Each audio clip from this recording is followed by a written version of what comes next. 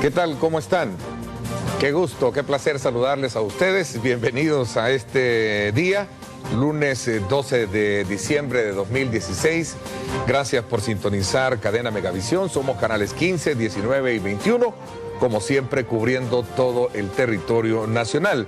También, y como es costumbre, deseo en este inicio de semana que Dios Todopoderoso derrame mucha bendición en usted y su familia y que todas sus proyecciones y metas sean cumplidas. Así es que desde ya a ponerle muchas ganas, muchos ánimos, sobre todo cuando se trata de poder establecer nuevas metas, nuevas proyecciones. Así es que desde ya también un saludo muy especial a toda la comunidad de católicos que este día precisamente están celebrando las fiestas en honor a la Virgen Guadalupana. Saludos muy cordiales a todas aquellas poblaciones que están también rindiendo esta celebración, particularmente a Antiguo Cuscatlán. Saludos muy cordiales, también es una gran fiesta, como lo veíamos recientemente, de celebración, una gran romería.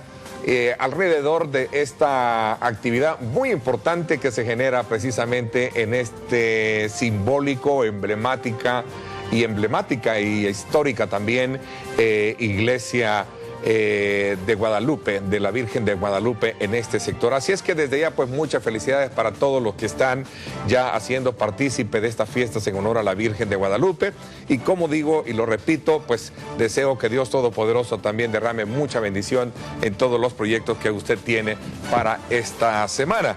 Este día conoceremos desde luego la posición del sector privado frente a la polémica surgida al interior del Consejo Nacional del Salario Mínimo por la nueva elección de sus miembros, así como también otros temas importantes que gravitan en el escenario político de nuestro país. Saludo cordialmente al presidente de la Asociación Nacional de la Empresa Privada ANET, Luis Cardenal. Buenos días, bienvenido al programa. Buenos días, Ernesto, y muy buenos días, los estimados televidentes. Un gusto estar acá. Bueno, también en su momento se acompaña se incorpora el vicepresidente de ANET y también presidente de Camagro, otra de las gremiales pertenecientes a la ANET, el ingeniero Agustín Martínez. El debate alrededor de la revisión del salario mínimo históricamente ha sufrido altos y bajos, y ahora casi al cierre del presente año la discusión parece no cambiar de lugar, tras haber sido electa una nueva representación laboral que no satisface las expectativas del sector patronal. El tema central de la discusión generada con este cambio tiene a la base la duda de no haber sido electos los representantes más idóneos para el cargo. Incluso en ese sentido vamos a también aprovechar la presencia de nuestros invitados para hacer un análisis respectivo de este y otros temas relacionados con el quehacer político, económico y social de nuestro país. Y como es costumbre también, nos trasladamos con nuestra compañera de labores, Lorena Melara, para que nos ponga en perspectiva de los temas que vamos a sumar desde luego a la discusión con nuestros invitados este día. Lorena, qué gusto saludarte, adelante. Gracias, Ernesto, un gusto saludarte a ti y a tus invitados. Como ya lo mencionabas, los salvadoreños deberán esperar hasta el próximo año para un acuerdo en el aumento en el salario mínimo, el cual debe salir de este consejo tripartito que ya recibe diversos cuestionamientos. Veamos. Analizar y discutir las propuestas del incremento al salario mínimo será trabajo de ese nuevo consejo, rodeado de señalamientos de los cuales se defienden. En primer lugar, hay que demostrar primero cuál es el fraude. Este consejo, de salario mínimo, está actuando bajo la legislación que le corresponde. No hemos hecho ninguna modificación. No somos enemigos de la empresa privada, que quede claro. Podemos discutir, podemos negociar, debemos dialogar. Sabemos que los tres sectores que se representan en el Consejo Nacional del Salario Mínimo son importantes. La falta de consenso impidió un aumento al salario mínimo, no el anhelado, pero sí un aporte para los salvadoreños, en un año que según el gobierno reporta datos positivos. Un mayor poder adquisitivo de la población, al que nuestro gobierno ha contribuido protegiendo la economía familiar con la estabilidad de los precios y bienes de servicios esenciales. En cifras oficiales, el país cerrará con un crecimiento económico de 2.5%, pese a la crisis fiscal que se atraviesa. Ernesto, a esto se suman otros temas de carácter político-económico como el presupuesto general de la Nación, en el cual todavía no existe consenso. Con esta información vuelvo al estudio. Adelante. Bien, gracias Lorena. En efecto, serán elementos muy importantes que vamos a sumar precisamente a nuestro análisis de este día con nuestros invitados. A propósito, también aprovecho a invitarlos a ustedes para que nos hagan llegar sus comentarios, @diálogo21, @Neto López Radio. Son las dos cuentas en Twitter que están disponibles para que usted pueda participar, llevando desde luego los comentarios pertinentes a la discusión que vamos a desarrollar. Antes de poder, quizás, presidente de ANEP, antes de comenzar a hablar del tema del salario mínimo, comentar algunos acontecimientos que están gravitando el quehacer de la actividad política en nuestro país y que tienen que ver precisamente con ese análisis de cierre del presente año. Ayer, por ejemplo, el FMLN nuevamente hizo ciertas valoraciones respecto a cómo se está, a criterio de ellos, llevando a cabo en nuestro país lo que denominan un golpe técnico y suave por parte de varias instituciones del Estado, incluyendo también organizaciones que se acuerpan en la sociedad civil. ¿Cuál es la valoración que ustedes tienen alrededor de este nuevo, digamos, discurso que se suma a una serie de enfrentamientos verbales que se están teniendo en el quehacer del trabajo de la Sala de lo Constitucional y el quehacer político de nuestro país? Gracias, Ernesto. Yo creo que esto lamentablemente lo que refleja es una visión muy miope de qué es lo que es la democracia. Cuando vemos los problemas que existen en Venezuela, la respuesta del gobierno venezolano es siempre hablar de que le están tratando de dar un golpe de Estado. Esa misma receta, ese mismo plan de vuelo, esa misma forma de hacer las cosas que hacen en Venezuela es la que se sigue aquí, habiendo declarado nuestro presidente al inicio de su mandato que Venezuela era la guía que le iba a dar la ruta o el rumbo que seguir, lamentablemente. Entonces ahora ellos no entienden que el país va por mal camino, que la población se siente desesperanzada al no encontrar soluciones a los problemas de violencia, de desempleo, de salud, de educación, de falta de oportunidades, y que entonces se manifiesta a través de diversas instancias e instituciones señalando que es importante que corrijamos el rumbo. Porque entendamos que el gobierno no es el gobierno del FMLN, es el gobierno de todos los salvadoreños y que por lo tanto debería de escuchar a todos los salvadoreños cuando los salvadoreños señalamos que algo no anda bien y que hay que corregirlo. Pero ellos, en vez de corregirlo, lo que hacen es sencillamente atacar, difamar, perseguir, insultar a cualquiera que opine diferente a ellos. Y así vemos que los responsables de toda esta crisis que estamos viviendo después de casi 8 años de gobierno del Frente, siempre son otros, nunca son ellos. Siempre son los 20 años de arena, son la oligarquía, es el imperialismo, son los empresarios, los evasores, pero nunca dicen, miren, un mea culpa, fíjese que quizás esto que estoy haciendo no está funcionando o esta forma de hacer las cosas tendría que cambiar y entonces vamos a enderezar el rumbo que llevamos, porque si seguimos haciendo las mismas cosas vamos a seguir teniendo los mismos resultados, y los resultados que estamos teniendo a la vista de todas las encuestas, a la vista de todos los salvadoreños, son resultados que no satisfacen la necesidad que existe de que los problemas empiecen a resolverse. Entonces, hablar de que hay golpe de Estado, yo creo que aquí nadie está pensando en golpe de Estado. Generalmente los golpes de Estado se dan con ayuda o con auxilio o con participación de la Fuerza Armada. La Fuerza Armada no está, pues hasta ellos tienen control y manejan la Fuerza Armada. Entonces nadie está pensando en un golpe de Estado, nada más ellos, y lo ocupan de excusa. Hace poco, esta semana, a propósito, el alto mando sentó una conferencia de prensa para desvirtuar ciertas declaraciones que emitiera uno de los magistrados de la sala respecto a posible involucramiento de elementos de la Fuerza Armada en los ataques o amenazas directamente para los magistrados.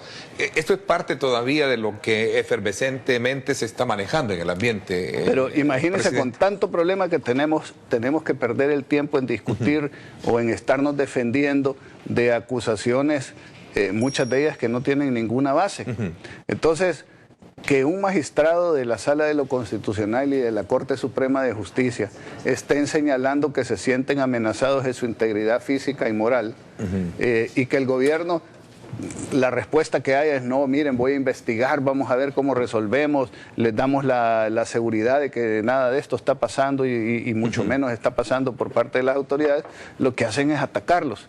¿Qué es lo que vemos en las noticias casi todas las semanas? Manifestaciones, bloqueos de calle, grupos violentos que llegan ahí enfrente de la sala o de la corte a gritarle todo tipo de introperios e insultos, a llamarlos golpistas, etcétera. ¿Creen ustedes que eso ayuda a la democracia? ¿Creen que eso ayuda a generar confianza en el país, a atraer inversión, a generar oportunidades, a crear más empleo y bienestar para los salvadoreños? Ahora, ¿quién genera esa incertidumbre? La está generando el mismo gobierno. ¿Y quién es el que va a tener que responder o tiene que responder en base a los malos resultados que se tienen en la implementación de sus políticas públicas? El gobierno. Entonces ellos mismos están haciendo un harakiri al mediano y a largo plazo, aunque crean que en el corto plazo están poniéndole un spin a los problemas nacionales y están logrando confundir la opinión pública lanzando la responsabilidad de sus políticas equivocadas a otros sectores. ¿Qué ha pasado? ¿No hemos logrado encontrar la fórmula mágica para poder entendernos todos los actores importantes? Porque aquí hay actores importantes, obviamente, que juegan ese papel necesario en la conformación de un nuevo y un mejor ambiente de país. Ayer en esta asamblea nacional del partido decía que la derecha en todos estos años, decía su coordinador general, sobre todo desde que se ganó la presidencia con el compañero, dice Salvador Sánchez Serén, ha mantenido una estrategia de bloquearnos, de golpear las finanzas del gobierno, una estrategia desestabilizadora que se ha profundizado a lo largo de estos años. Nuevamente, cuando hablo de una visión miope me refiero a declaraciones como esas. En primer lugar, no ganaron la presidencia con el compañero profesor Sánchez Serén, la ganaron con el compañero Mauricio Funes. O sea, ellos ahora que están saliendo a luz las anomalías de Mauricio Funes, entonces pareciera como que están queriéndose distanciar. ¿Cuáles bloqueos han habido? Si durante los últimos 7 años han endeudado al país a un ritmo de $1.000 millones, no ha habido básicamente ninguna oposición a ese endeudamiento, y es ahora hasta por primera vez en los 8 o 7 años de gobierno, en donde se le dice, mire señor, no podemos seguir a este ritmo. Todos los años nos bajan la calificación de riesgo país por la manera irresponsable en que se manejan las finanzas públicas. Todos los años, ahora nos las han bajado 2 veces en un año, ¿verdad? Con todas las consecuencias que podemos hablar de eso más tarde. Pero nos bajan, los evaluadores no somos nosotros, son las empresas multinacionales encargadas de hacer este tipo de trabajo para todos los países, y le están diciendo, miren, no podemos continuarnos endeudando así. Entonces, por primera vez le dicen, mire, si nos vamos a endeudar más, por lo menos hagamos un compromiso que a futuro las cosas van a cambiar y se van a manejar de manera más responsable. En lugar de decir, sí, hombre, veamos cómo lo hacemos mejor, arreglémoslo. ¿Sí? No, es atacar, tratar de empujar, imponer su voluntad, deben el dinero, no le explican a la gente que este dinero ya lo deben, de que, por ejemplo, el FODES estaba en el presupuesto, ya lo cobraron, ya lo tienen, y lo malversaron porque lo gastaron para otra cosa que no era para lo que el presupuesto les autorizaba.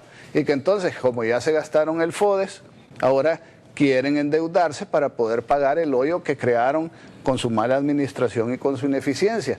Entonces, uno dice, bueno, si es así las cosas, si no se quiere ver la realidad, si se quiere pintar una realidad alterna ante lo que está viviendo la población salvadoreña y hacernos creer a través de gastar el dinero de nuestros impuestos que deberían de ser gastados en salud, en educación, en seguridad, y lo gastan en propaganda para hacernos creer que lo que estamos viviendo y sintiendo, no es cierto, sino que tenemos que empezar a ver las cosas como la ven ellos a su conveniencia, entonces el país de verdad estamos en una situación sumamente preocupante.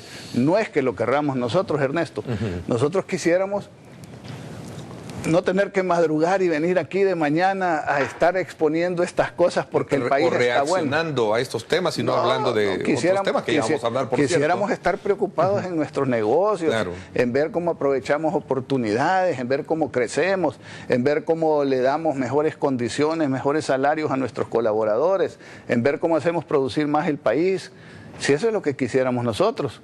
Pero lamentablemente ante la situación que enfrentamos y las circunstancias que vivimos todos los días los salvadoreños, no nos queda más remedio como ciudadanos, como empresarios, como salvadoreños, de tratar de decir que las cosas tienen que cambiar y no solo decir y quejarnos, sino que hacer constantemente diversas propuestas constructivas de cómo se pudieran hacer las cosas. Propuestas que constantemente también son desechadas y ni siquiera son analizadas porque son contrarias al plan maestro, a la ruta de vuelo de llevar al país hacia el socialismo del siglo XXI. A ver, valoro ya la incorporación del vicepresidente de ANEP, el ingeniero Agustín Martínez. Gracias, bienvenido. Gracias, Ernesto. Gracias. Bueno, quizás solo para cerrar este ciclo, en primera instancia, presidente de ANEP, que tiene que ver precisamente con el Estado o el estatus mismo en el que se encuentra el papel de los actores importantes del país. Yo recuerdo que meses atrás y a raíz de varios encuentros fiscales hubo ya varias reuniones. ¿Podría creer que se han limado las asperezas o continúan todos aquellos aspectos que tienen que ver con este clima bastante, digamos, fastidioso por no estar hablando de lo que tendríamos que hablar, ¿verdad? Sino que precisamente entreteniéndonos en qué es o no es esto legal, ¿no? Nosotros lo dijimos en su momento y lo volvemos a reiterar ahorita. Nosotros estamos dispuestos y presentes a participar en cualquier instancia de diálogo constructivo que se presente. Lamentablemente, la experiencia, la historia lo que refleja es que los diálogos por parte del gobierno son diálogos tácticos, donde nos sientan en una mesa a entretenernos, a decirnos y a discutir temas de país, donde se llegan a algunos entendimientos, pero después no pasa nada. No se ejecuta nada, no cambia nada. Y eso va generando una frustración en todos los participantes en esas instancias de diálogo. Nosotros somos de los que nunca nos vamos a dar por vencidos, siempre vamos a hacer lo que tengamos que hacer por el bien del país, por el bien de nuestras empresas, por el bien de nuestras familias y nuestros colaboradores. Y vamos a seguir participando, pero no deja de ser frustrante que se den respuestas o propuestas constructivas a los problemas y que el gobierno sencillamente las ignore, porque entonces lo que sucede es que vamos como estamos ahorita. Todos los días surge una nueva crisis. Fíjense ustedes, vean los periódicos y si tienen videos de las noticias en televisión, se van a dar cuenta que este país es todo menos aburrido. Aquí todos los días hay una nueva crisis, o de corrupción, o de masacre, o de un accidente donde se muere un montón de gente, o donde nos bajan la calificación, o de una empresa que se va y que cierra, o de confrontaciones y manifestaciones, o cierres de calles, etcétera. Todos los días, ese es el pan nuestro de cada día. Y uno dice, bueno, ¿y será que no habrá manera que El Salvador prospere? Pasaron los 25 años, ya vamos a cumplir 25 años de los acuerdos de paz. Los acuerdos de paz, que fue una negociación, y ahí es el cambio que creo que tiene que haber en estas instancias, que ya no deben de ser instancias de diálogo, deben de ser instancias de negociación. Pero al frente no le gusta negociar, a ellos les gusta imponer. Y cada vez que hay...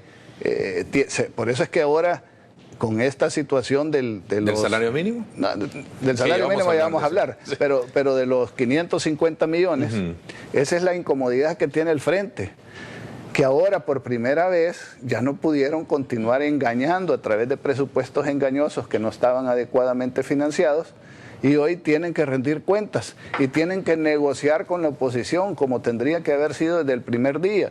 Y la negociación a ellos no les gusta, porque no les gusta ceder, no les gusta reconocer que no están haciendo bien las cosas y que tienen que cambiar, sino que les gusta imponer. Entonces, como no lo pueden imponer por razón, no lo pueden imponer por razones técnicas, lo quieren imponer por la fuerza, generando incertidumbre de golpes de Estado. ¿A quién le conviene que se piense allá afuera que aquí se está fraguando un golpe de Estado? A nadie, a nadie. Les conviene políticamente a ellos para hacerse las víctimas, para poder excusar ciertas acciones antidemocráticas que muchas veces toman, diciendo, mire, nosotros estamos defendiendo la democracia y porque aquí hay un golpe de Estado que no existe más que en sus mentes, y entonces ese, según ellos, les da derecho para tomar acciones que al final del día se revierten y se revierten en contra del país y de la población. Agustín, usted también tiene palabra en este tema. Sí, mira, en línea con lo que decía Luis, a veces se nos olvida, pero el sector productivo siempre ha estado haciendo propuestas, y te quiero llevar al momento en que llega el presidente Funes a la presidencia. Las primeras 2 reuniones que tuvimos con él, recuerdo, fueron para ver una propuesta nuestra de hacer un pacto fiscal y otra para ver el problema de seguridad, que eran 2 temas que en aquel momento nosotros veíamos que iban a complicar al país. 7 años después estamos en peor lugar que el que estábamos en aquel momento, y hoy coyunturalmente se hacen esfuerzos, digamos, de diálogo y de propuestas, como dice Luis, en función táctica de las acciones del gobierno. Todas las semanas en el discurso del presidente vemos un tema de coyuntura. Cuando yo quisiera ver al director del Ejecutivo, el director de la orquesta, sentados con sus ministros de manera integral, haciendo propuestas, trabajando por el país. Y lo digo no es porque no trabajen, probablemente lo hacen, pero lo hacen desintegradamente. Entonces cada representante de cada institución hace esfuerzos particulares que al final van a dar con acciones contra los mismos, y que somos los sectores productivos que ya estamos bastante agotados en términos de los costos que tenemos, de los impuestos que pagamos, y eso hace que la actividad pueda ser en El Salvador sea cada vez más difícil. A ver, ¿no satisfizo en ese sentido a ustedes el discurso que recién emitió el presidente de la República en cadena nacional esta semana, que recién finaliza, y que de alguna manera también daba a conocer muchos logros en materia general, económica, social? Mira, se han hecho muchas valoraciones al respecto. Yo creo que se han contrapuesto las posiciones de diferentes sectores en cuanto a estos resultados. Lógicamente el gobierno puede decir lo que quiera en este momento, pero al final el otro año verás tú, cuando el Banco Central reporte niveles de crecimiento, la dinámica de los sectores, ahí está la realidad. O sea, un sector que ha estado viniendo, por ejemplo, en el sector agropecuario, que es un sector que en promedio en los últimos años habrá crecido 1.3, 1.5%. Ahorita estás hablando que este año está creciendo cerca del 5%. O sea, es decir, hay 2 escenarios. Reconozco en lo particular, por la experiencia que tengo en este campo del periodismo, que a la hora de hacer un análisis o una evaluación de cierre, hay 2 tipos de discurso, un político y el técnico, ¿no? Claro, y tenés que verlo de manera fría y técnica, y ver la historia también, las tendencias, y al final también las consultas que ustedes mismos como periodistas le hacen a la población. O sea, el sentimiento de la población probablemente es diferente al que estamos viendo en estos discursos, y eso es lo que nos, sin contar también lo que están viendo en las calificadoras de riesgo, que está alarmando a muchos empresarios, a muchos sectores, porque al bajar la calificación del país, lógicamente el país tiene mayores riesgos y entonces la plata tiene otro costo. Yo siento de que ahí es donde hay que trabajar porque esta realidad cambie y nosotros siempre, como dice Luis, estamos dispuestos a trabajar en esa dirección, pero hemos tenido cualquier cantidad de mesas, de trabajo, de foros, donde tú ves que pasa el tiempo y no sucede nada. Esta misma pregunta se la hice al presidente de ANEP, Agustín. ¿Qué es lo que no ha hecho concretar un entendimiento sincero entre el gobierno y los actores principales que le permitan al país darle otro matiz y no precisamente como lo decía él y que me parece muy atinado? Somos un país en el que todos los días descubrimos algo en que entretenernos.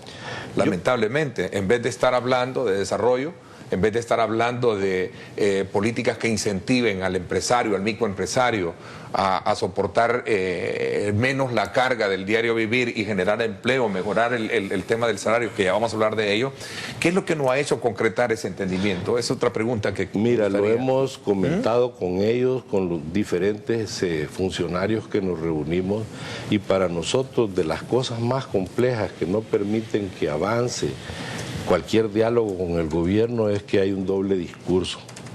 O sea, no es posible que tú puedas reunirte con un ministro, con un presidente de una entidad autónoma, hablar de proyectos, llegar a algún acuerdo, algún entendimiento, cuando de repente va a hacer consultas fuera incluso del gobierno, probablemente al partido de gobierno, y ahí les rechazan cualquier acuerdo que ellos puedan haber tomado. Te lo digo que ha sucedido en varias ocasiones.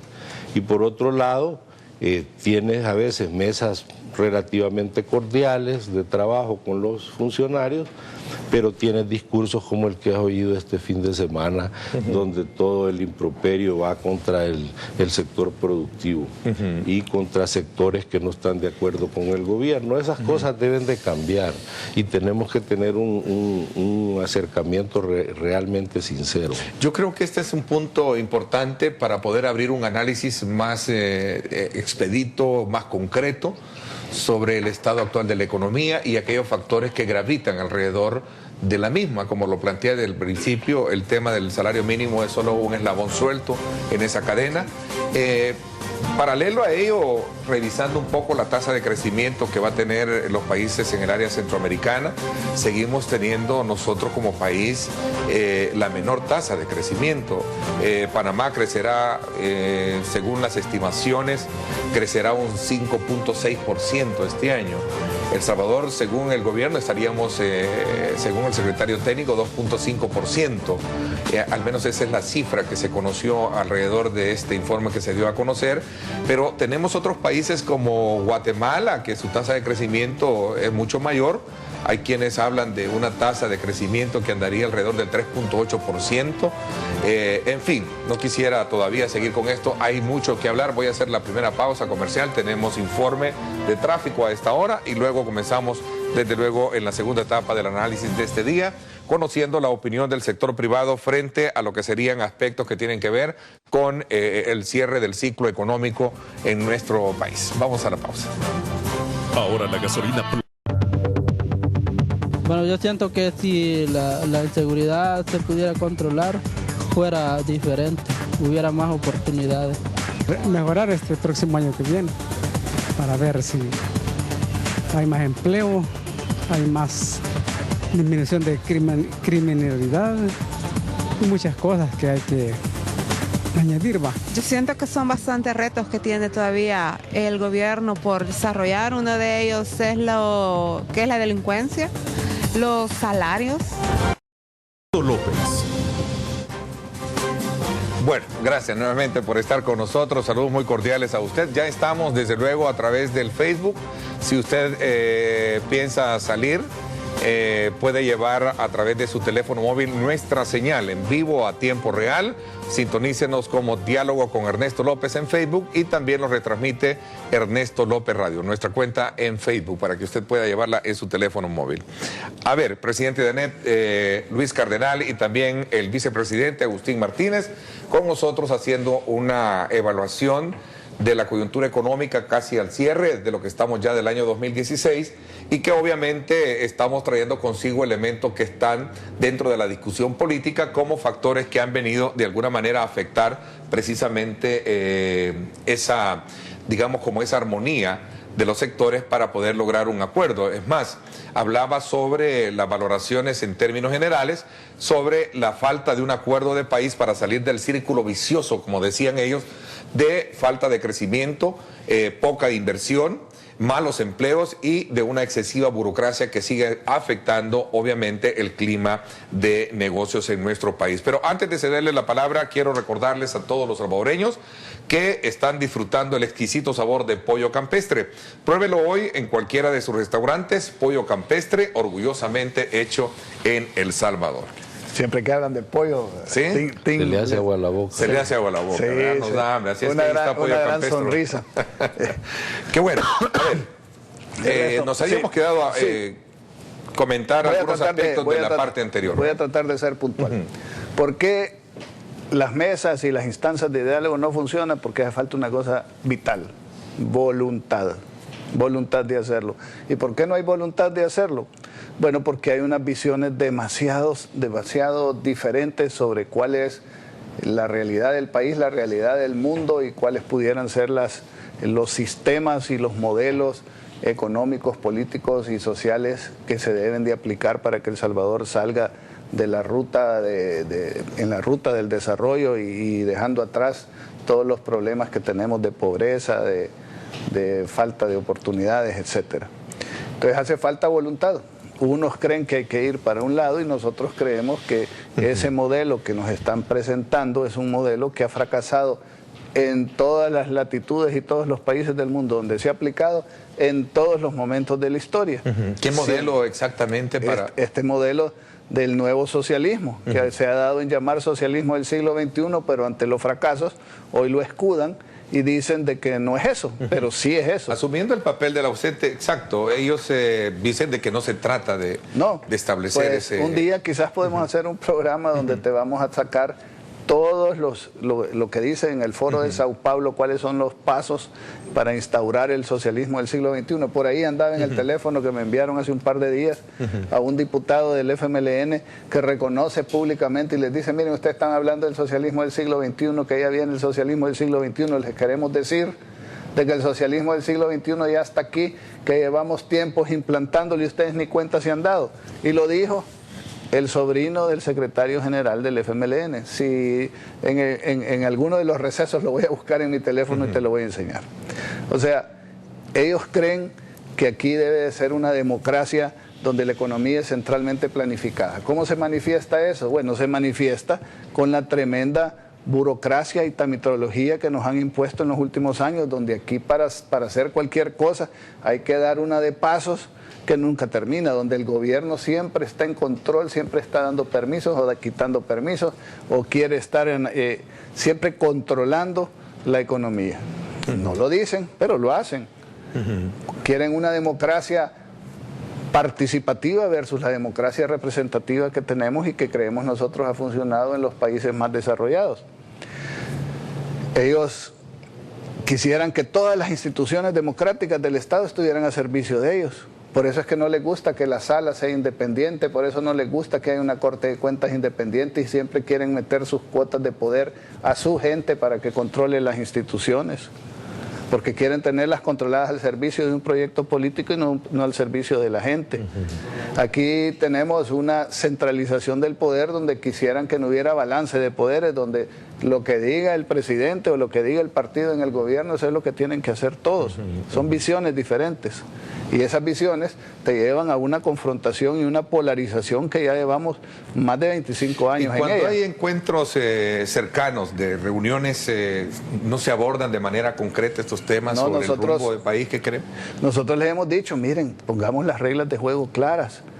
Nosotros creemos que de las primeras cosas que hay que hablar aquí son la definición de cuáles son las reglas de juego, qué modelo, qué país es el que queremos y cómo es que vamos a hacer para lograrlo, porque sobre eso es lo que vamos a construir el resto. Pero si estamos en arena movediza, es difícil que el edificio se sostenga. Fíjate que suceden cosas como la siguiente: ¿qué opinamos nosotros del discurso del presidente? ¿Qué más quisiéramos nosotros que aplaudir al presidente, cerrar los ojos, escucharlo y decir, sí es cierto, a veces es el país que vivimos los salvadoreños? ¿Qué es lo que ha sucedido? Bueno, a comienzo de año, no nosotros, pero probablemente la van a agarrar en contra de los medios de comunicación. Los medios de comunicación sacaron unas encuestas, una evaluación de cómo la población ve que va el país. Las encuestas, 78% de la gente dice que vamos por mal rumbo. Salieron mal evaluados en educación, en salud, en seguridad, en falta de empleos, en oportunidades, en economía, en el costo de la vida. En todo salieron mal evaluados. Claro, las encuestas salen en un periódico, los periódicos lo leen un cierto número de personas, la gente que lee el periódico, pues al ver ese montón de cifras y de curvas y de líneas y de país, pues a veces tal vez no termina de entender todo lo que se dice ahí. Sin embargo, eso que se está diciendo es el reflejo de lo que la población siente. ¿Qué es lo que hace el gobierno? Bueno, con el dinero de nuestros impuestos, que deberían de estar siendo utilizados mejor en los hospitales o en seguridad o en arreglar las escuelas, se van a una cadena nacional bueno, perdón, me equivoco, porque en la cadena no pagan, ¿verdad? Cuando hacen cadena nacional no se paga ese tiempo, es gratis. Pues por lo menos no gastaron los impuestos. Pero se van a una cadena nacional y nos presentan una realidad que no es la que vivimos los salvadoreños. Es decir, no satisface todo lo que te hablan de gran crecimiento, te hablan de gran crecimiento. Tal vez Tim puede enseñar ahí algunas de las gráficas de cómo está Centroamérica, cuál es el crecimiento en los últimos años en Centroamérica. Ese cutuquito rojito que está ahí, ese es El Salvador. Y vean cómo estamos en el crecimiento económico acumulado del año 2005 o 2000, en los últimos 10 años, pues. Esa es la situación. ¿Cómo pueden decir que vamos bien? ¿Cómo pueden decir que el país que antes era conocido como el Japón de Centroamérica, que era el ejemplo y la envidia de todas las economías del área, ahora nos vamos a sentir satisfechos por ser el último en América Latina? Miren el crecimiento económico acumulado en América Latina. Ese rojito, ahí estamos nosotros. Podemos decir que el país va bien.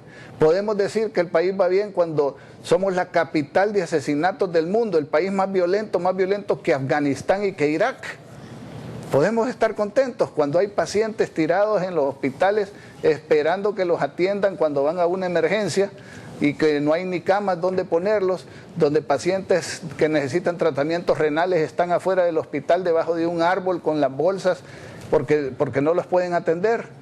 Cuando ahora hasta los médicos y las enfermeras están protestando.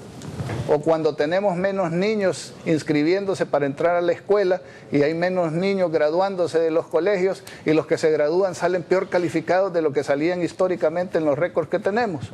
¿Podemos decir que El Salvador está bien? Pues yo creo que no. Ahora, lo decimos con orgullo, con gran satisfacción, con alegría, porque eso significa que le va mal al gobierno. No, lo decimos con tristeza, con vergüenza, con preocupación, y queremos que eso cambie. Pero por decirlo, entonces ya nosotros nos convertimos en enemigos. Y comentábamos de que aquí el problema es que el problema, y valga la redundancia, los problemas no se discuten de manera técnica, constructiva para cómo resolverlos, sino que cuando uno señala un problema y quiere hacer una propuesta, la respuesta que se recibe es tratar de matar al mensajero, de destruir, de desacreditar.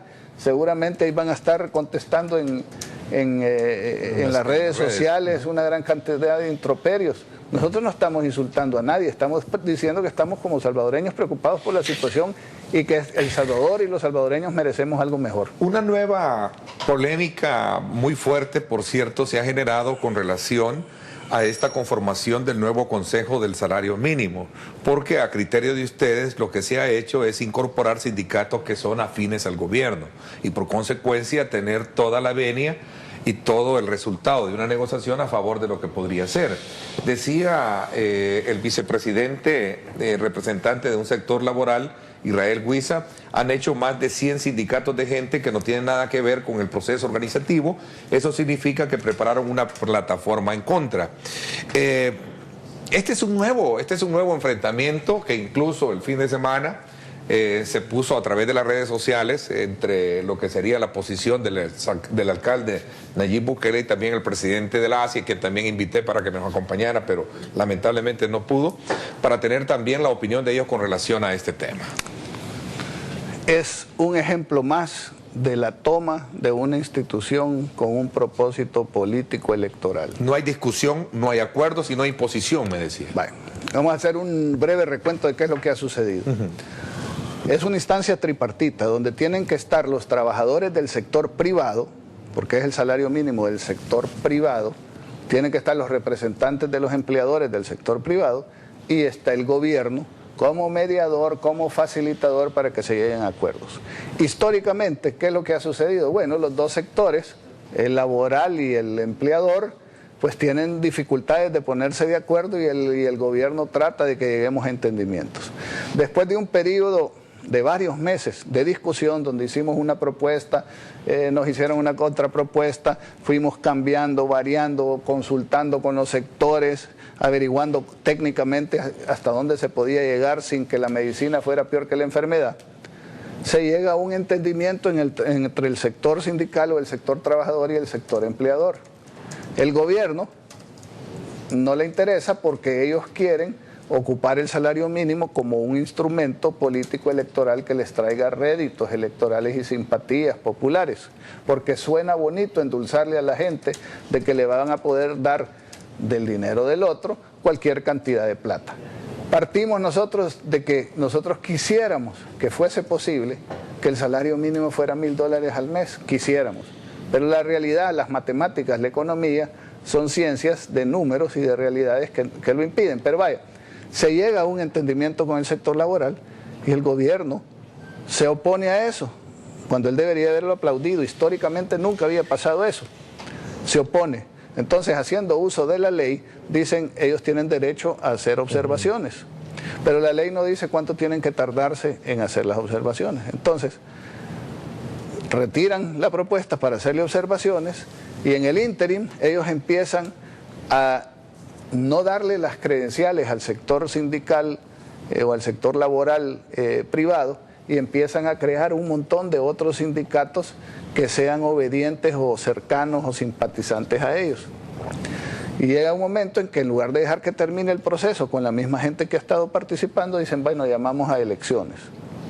A esas elecciones, el instructivo de las elecciones, que lo elaboran ellos, lo elaboran el mismo día que se llevan a cabo las elecciones. Y el mismo día de las elecciones cambian el instructivo. Pero llaman a votar, cosa que ya el ministro Centeno del FMLN, el ministro anterior, que Dios en gloria lo tenga y que en paz descanse, ya había dicho que para votar en esa elección tenían que ser sindicatos del sector privado.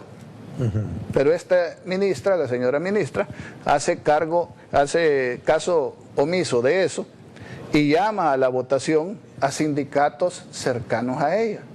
Y entonces marginan a los verdaderos representantes de los trabajadores del sector privado y nombra ahí a personas que sean 100% cercanas a ellos, violando todo el procedimiento, violando derechos constitucionales, violando tratados de la OIT donde está siendo denunciada, donde El Salvador es uno de los 24 países más violadores de los derechos laborales, no lo digo yo, lo dice la OIT, donde tenemos una visita de inspección de la OIT, así como antes teníamos de los violadores de los derechos humanos, ahora vamos a tener visitas de violadores de los derechos laborales. Bueno, y entonces, ¿a quiénes eligen? Eligen al señor Luis Wilfredo Berríos Alvarenga, coordinador general del Frente Sindical Salvadoreño. Busquen, estimados, qué dice en la página del sitio web del Frente Sindical Salvadoreño y dice quiénes somos. Ahí no dice que son un sindicato que representa a trabajadores, dicen que organizan sindicatos, que los capacitan en cómo llevar adelante su agenda sindical, que ellos movilizan gente, que hacen manifestaciones y que hacen presiones y sacan fotos de las manifestaciones que han hecho. Aquí está el señor Berríos protestando enfrente de la ANEP. En ANEP llegan protestas casi 2 veces por semana, todas las semanas. Imagínense ustedes un sector empresarial que es acosado de esa manera. Le decía en broma, comentando con algunos amigos, que nos sentimos casi semidioses, porque todo lo que pasa es culpa de nosotros. Si no llueve, vamos a protestar con ANEP. Si sube el precio de algo, vamos a protestar a ANEP, aunque nosotros no tengamos nada que ver con eso, ¿verdad? Pero ahí llegan a protestar. Este señor es de los que llega a protestar en ANEP. Agustín. Y él es el representante de eso, pero nuevamente aquí están todas las fotos. Ahí está, mire, de rojo detrás de la ministra. Ahí están todos los eventos del FMLN. ¿Habrá otra medida de carácter jurídica para poder de Claro alguna que manera, la hay, y voy a dejar que Tim la comente. Digo porque pero, al final están las instancias legales para poder de alguna manera... Sí, pero recurrir. solo termino con el currículum de las personas que nombraron. La otra señora, doña Marta Saldaña, es sindicalista de FESAIES y sindicalista del ESTIS.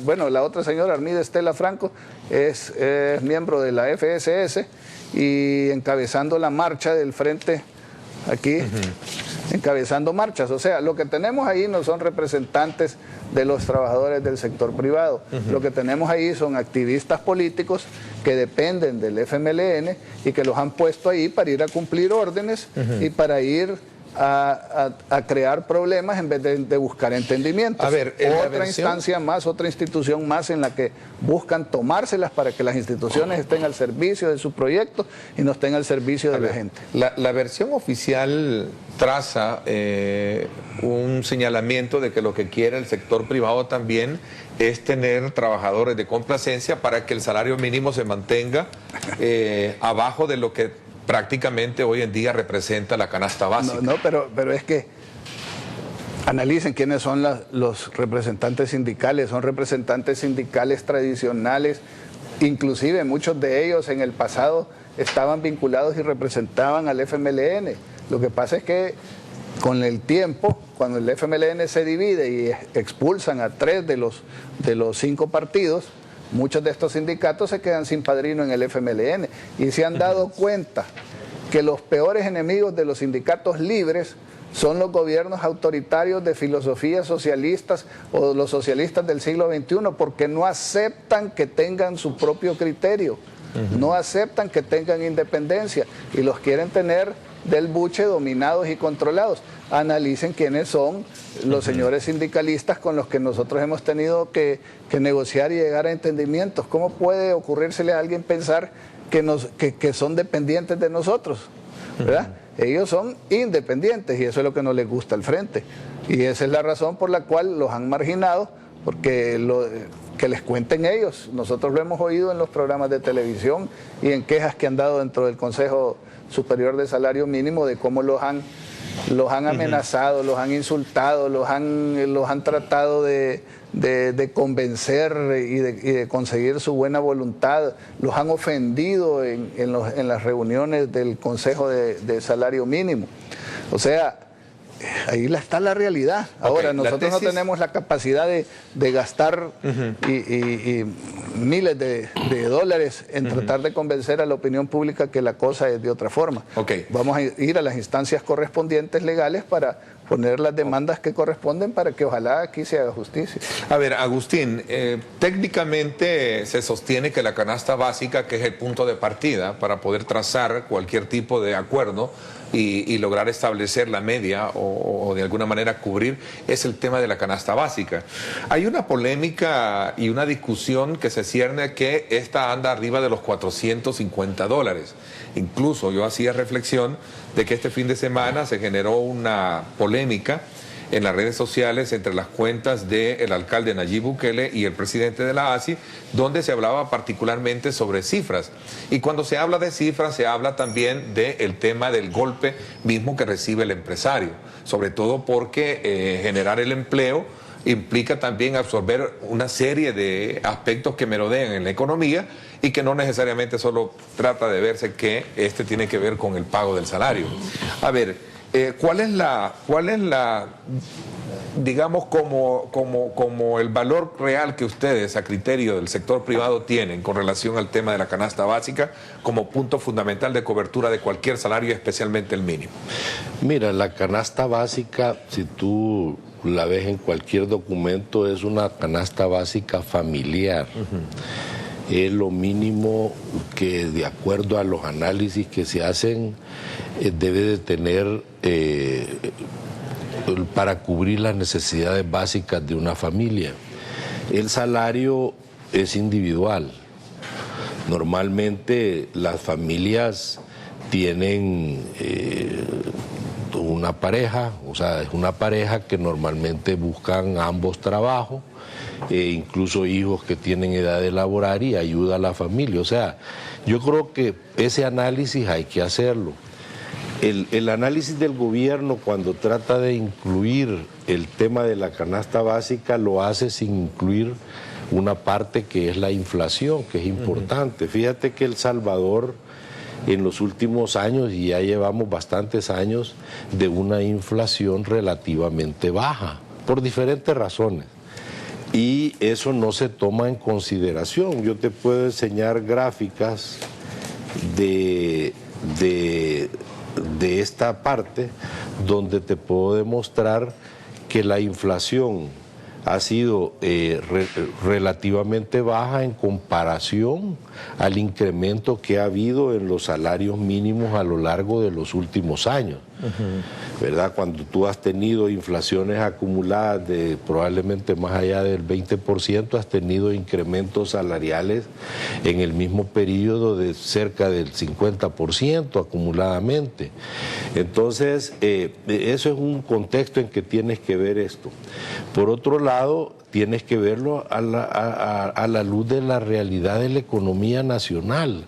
Somos bien dados a compararnos con los países vecinos en cuanto a este tema del salario mínimo, pero las realidades de los países vecinos son otras. Ya enseñábamos gráficas donde tú puedes ver los niveles de crecimiento que estos países están teniendo, que probablemente tienen problemas similares en el caso de Honduras, por ejemplo, de delincuencia, pero está teniendo un crecimiento bastante interesante, producto de las mismas políticas que están tomando los gobiernos, sin descontar que son países que estructuralmente tienen otra forma. O sea, en Honduras, Nicaragua, Guatemala, tú no tienes una ley que te restrinja el límite de la tenencia de la tierra, por ejemplo. En El Salvador existe. Probablemente por estas razones de extensiones de tierra se puede mecanizar más los cultivos. Y hay otras variables que tú puedes poner ahí, pero la más importante para nuestra concepción es la visión política, las leyes que se implementan.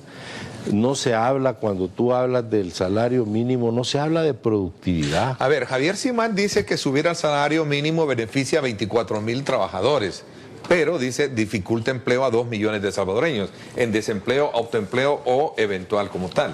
Mira, es que también tienes que verlo dependiendo de qué sector estás hablando. Lo que dice Javier es cierto. El porcentaje de los asalariados a nivel del salario mínimo es relativamente bajo en comparación al universo. En el sector formal. En el sector formal, pero hay una gran informalidad en esto, y lo que, digamos, nosotros analizamos en el contexto del salario mínimo, cuando se han hecho propuestas, porque tú has oído a la ministra y a los funcionarios decir que el sector productivo no ha hecho propuestas. Mira, muchos sectores de la microempresa, del sector, diferentes sectores del sector agrícola, por ejemplo, fueron al Consejo, hicieron sus planteamientos, expusieron el impacto que tendría un incremento del salario mínimo al nivel sugerido por el gobierno, y te vas a dar cuenta que las propuestas de ellos siempre fueron de preocupación, externando preocupaciones porque no se podría pagar esos niveles de salario en muchas de las actividades, porque las sacarías de un nivel ya precario de rentabilidad.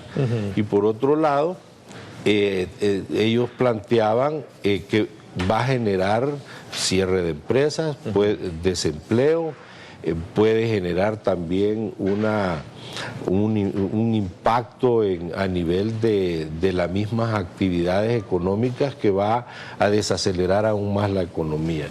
Tal vez uno cuando expone estas cosas se oye muy dramático, pero han tratado de ridiculizar un incremento propuesto por nosotros del 15% en tres tramos, y lo han tratado de ridiculizar cuando eran digamos, en el contexto de lo que los sectores y las empresas pudieran lograr o alcanzar de manera gradual, sin generar estos impactos que ustedes como actores importantes en la mesa tienen una proyección de cuánto debe de ser a partir de estas discusiones que se están generando. Voy a hacer una pausa y regresamos un poco para ir utilizando una definición más clara que nos permita entender y comprender qué es lo que está pasando con este desacuerdo que ahora se tiene. Vamos a la pausa, desde luego, para informarles a ustedes siempre la situación de tráfico a esta hora del día acá en nuestra ciudad capital. El dron. Que las empresas grandes que paguen los impuestos acá en este país, porque si bien es cierto que los pagan, pero no en la manera que tiene que ser. Necesitamos que la ANEP se humanice. Hace falta mucho que hacer, pero el gobierno solo le va a costar. Hay que acompañarlo. Sigue lo que está haciendo, carteras, cuestiones, está bien. Y los partidos políticos que se pongan de acuerdo, pues, para hacer un mejor país, donde todos practiquemos la justicia, la honradez y el bienestar. López. Sí. Bueno, gracias nuevamente por estar con nosotros. A usted, gracias por sintonizarnos a través de su teléfono móvil y nuestra cuenta en Facebook, Diálogo con Ernesto López, y también lo retransmite Ernesto López Radio. Por cierto, quiero invitarlos a que me acompañen hoy a las 6 de la tarde en directo con Ernesto López Radio. Vamos a hacer una valoración legislativa con relación a varios aspectos que están desde luego reteniendo temas como el escalafón y la aprobación del presupuesto desde la perspectiva de dos diputados del partido Arena. Ana Vilma de Escobar, y también nos va a acompañar el doctor Norman Quijano hoy a las 6 de la tarde. Los invito a que me acompañen en directo con Ernesto López Radio por 107.7 Fuego, estación que pertenece al grupo radial Megavisión. Astrid Ábalos y este servidor estarán ahí desde luego atentos a acompañarlos a ustedes con esa importante posición que vamos a conocer de los legisladores del partido Arena. Vamos a ver, quizás un poco para cerrar este ciclo, porque me gustaría también conocer la opinión de ustedes con relación a esta iniciativa que busca elevar también el impuesto que tiene el tema del fovial, que también es otro tema que está en discusión en la Asamblea Legislativa. Pero cerrando un poco el ciclo, hay medidas que van a llevar a contemplar legales esta decisión del nombramiento de los nuevos representantes del Consejo Nacional del Salario Mínimo. Sí, nosotros creemos que hay violación a derechos constitucionales. La jerarquía jurídica del país es la Constitución primero, después vienen los tratados internacionales y después vienen las leyes secundarias. El Código de Trabajo es una ley secundaria, el Tratado Internacional firmado y cuyo garante es la OIT, el Organismo Internacional de Trabajo, señala cómo deben de ser instaurados estas instancias tripartitas, y vemos violaciones en las instancias tripartitas que violentan esos tratados. Y hay algunos precedentes. Si ustedes se recuerdan, en el gobierno del presidente Mauricio Funes, él no estaba interesado en que hubiese nadie vigilando o compartiendo las administraciones públicas dentro de las autónomas, y entonces retiró a todos los representantes del sector privado para poner a personas afines que no le fueran tan incómodas. Ya la Sala de lo Constitucional declaró inconstitucional esas medidas y ha pedido que nos reinstalen en los puestos. Nosotros no pedimos controlar ni pedimos que se haga lo que nosotros decimos, pero sí creemos que es sano que los usuarios, aquellos que pagan por los servicios, tengan un qué decir en la administración pública de las instancias donde el gobierno puede verse beneficiado de otros insumos y otras informaciones y otras visiones que le permitan manejar con más éxito esas autónomas. Ahora, lo mismo, nosotros estamos convencidos que lo mismo va a suceder con esta elección del salario mínimo, pero la apuesta que está haciendo el gobierno es de que ya para ese entonces, porque como la justicia tarda en llegar, entonces ya para ese entonces ya va a ser un hecho consumado de que ellos van a tener control del Consejo Nacional de Salario Mínimo y el próximo a inaugurar, que es el Consejo Nacional de Trabajo, que trata todos los temas laborales, y que entonces con esos dos instituciones ya bajo su poder van a poder presionar, van a poder hacer cosas que les favorezcan a ellos política o electoralmente. Pero nosotros estamos convencidos de tener la razón. Lo que estamos pidiendo es que se respete el procedimiento, el proceso, el Estado de Derecho, y decirle a la ministra y al gobierno de que aquí lo más importante, lo prioritario debería de ser cómo hacemos para crecer y para generar empleos. El problema no es tanto de salarios, sino que mucha gente no tiene acceso a salarios porque no tiene acceso a empleo. Su Santidad Juan Pablo II decía que la mejor manera de combatir la pobreza es a través de un trabajo digno y bien remunerado.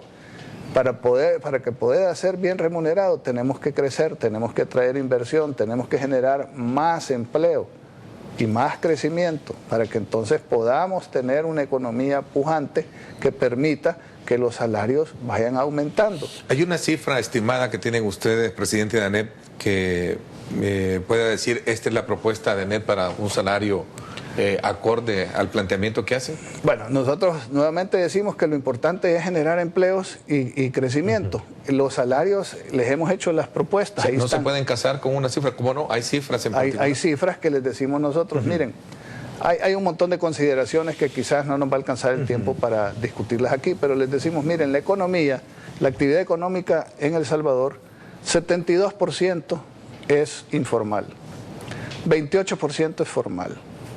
Eso lo dice el PNUD, se lo pueden ver en cualquier cantidad de cifras. Hace 10 años el sector informal era 52%. En 10 años ha crecido 20%. ¿Por qué? Bueno, la tramitología, la falta de inversión, las empresas que cierran, las inversiones que no vienen y se van, o las que no vienen y las otras que se van. Y entonces lo que sucede es que la gente no encuentra trabajo, no encuentra empleo. Y los muchachos que salen del colegio son 50.000 al año, los que se gradúan de la universidad son otros 10.000 o 15.000, la gente que perdió sus empleos y anda buscando empleo. Y aquí en El Salvador se generan solo cerca de 6.000 empleos al año, a veces 2.000, y en algunos casos, cuando celebran de que hemos tenido un gran éxito, 10.000 nuevos puestos de trabajo. Entonces, de esos 60, 80.000 nuevos empleos que se demandan, ¿esa gente qué hace? Bueno, pues o se va a la informalidad o emigra del país dividiendo a sus familias y generando otra gran cantidad de problemas, o en el caso de los jóvenes son materia prima para incorporarse a las pandillas y a los grupos delincuenciales. Cosas, las tres negativas. Por lo tanto, ¿verdad? Creo que deberíamos de buscar cómo corregirlas. Pero dentro del sector formal, que es el 28%, solo el 12%, y a eso se refería Javier Simán, solo el 12% del 28% que está en el sector formal gana salario mínimo. El 88% gana arriba del salario mínimo. ¿Qué es lo que sucede? Que el salario mínimo afecta, digamos, de sobremanera a la micro y a la pequeña empresa formal que está compitiendo con el sector informal de manera desleal, porque el sector informal no paga salario mínimo, no paga aguinaldo, no paga vacaciones, no paga pensiones, no paga seguro social, no paga fondo social para la vivienda, no da ningún otro beneficio. Y estas empresas chiquitas, micro empresas, tienen que competir con estas otras que no pagan nada, que no tienen que cumplir con ningún requisito, que no tienen que cumplir y tener personal para cumplir con los requisitos que tiene Hacienda para llevar un libro de IVA, no pagan todos los impuestos, etcétera. Entonces existe un problema ahí con ese sector de la microempresa y con el sector agrícola. ¿No se van a sentar ustedes a dialogar con este nuevo consejo? Es que mira, todo el contexto en que se ha dado esto hay que traerlo, creo que rápidamente. Debería de haber habido un acuerdo en enero, en el mes de enero. Por diferentes razones y por la misma discusión se llegó a junio o el mes de julio para llegar a un acuerdo en el Consejo, en el seno del Consejo. Este acuerdo, lo que ha sucedido es que el gobierno de alguna manera manipuló los tiempos para que las observaciones que se enviaran, ya se explicaba un poco eso, de Casa Presidencial, tuvieran un contexto favorable. Y por eso es que estás viendo lo que estás viendo, pero si se hubieran tomado los tiempos razonables, hubieras logrado un acuerdo que ya estuviera siendo implementado. Insisto, incluso que debió... no se van a aceptar con este... Es que es el Consejo, en este caso los representantes del sector privado ya dieron sus declaraciones y van a exponer esto a las instancias correspondientes. Interesante. Para que se haga justicia. Ellos hablan de salario justo. El salario justo no lo puedes imponer por decreto, tienes que establecerlo en base a las realidades de la economía. ¿Y cómo puedes hablar de salario justo cuando se están queriendo tomar las pensiones para otros usos? Que es otro tema que seguramente más adelante hagamos esto. Agustín, el Fomilenio y gobierno presentaron a la Asamblea Legislativa una iniciativa que busca elevar el precio que se cobra por el galón de combustible para financiar el tema del Fovial. ¿Cuál es la posición que tienen y cuál es a criterio de ustedes el impacto que esto tendría si se aprueba de esa naturaleza? Vamos a la pausa, regresamos con más. Bueno, voy a aprovechar también para expresar mis condolencias o las condolencias de parte de Megavisión para toda la familia de la aviación civil y particularmente a las familiares de las dos víctimas del accidente aéreo el día de ayer en el sector de El Pachnal. Así es que lamentamos muchísimo ese accidente producto de este percance que obviamente van las autoridades a investigar, donde murió el piloto, que era una salvadoreña, y un alumno originario de Honduras.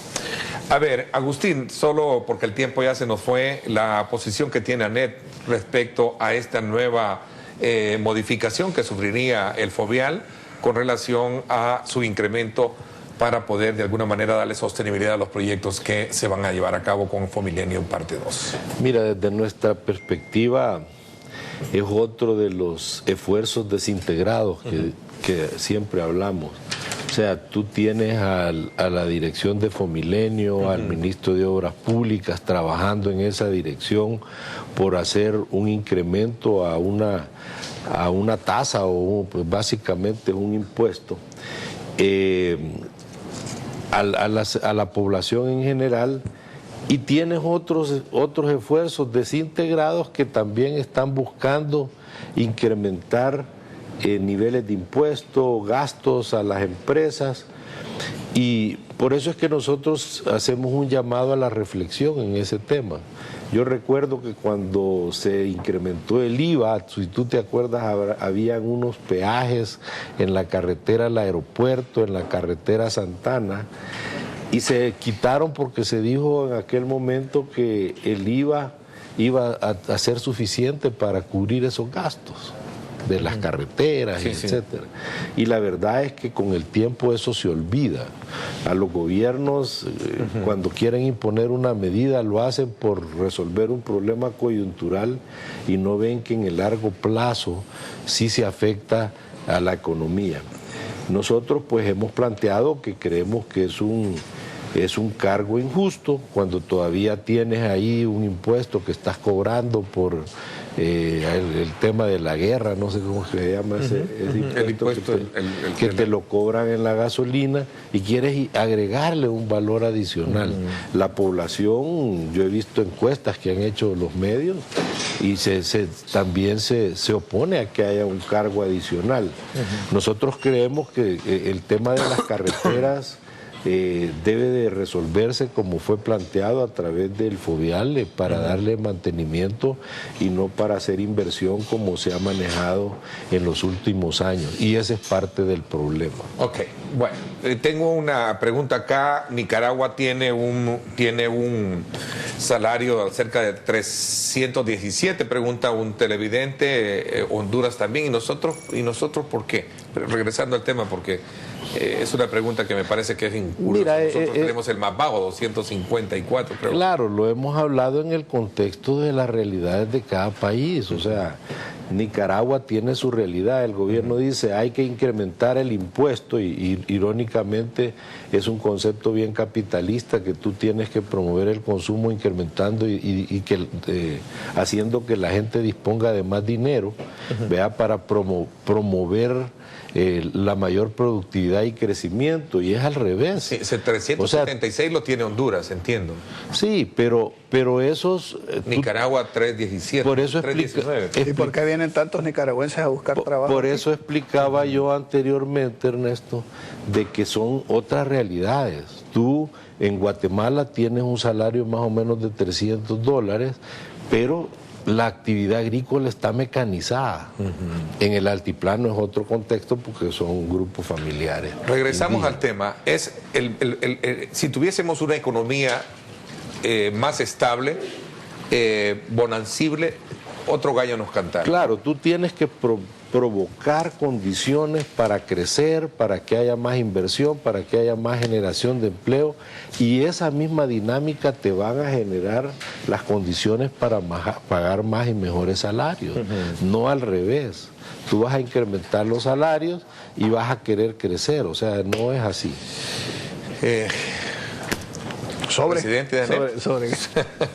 Sobre esa tabla de comparación que dice el amigo televidente. Bueno, yo por eso pregunto, porque, y lo hemos bien lo ha dicho Tim, las realidades se imponen y cada realidad en cada país es diferente.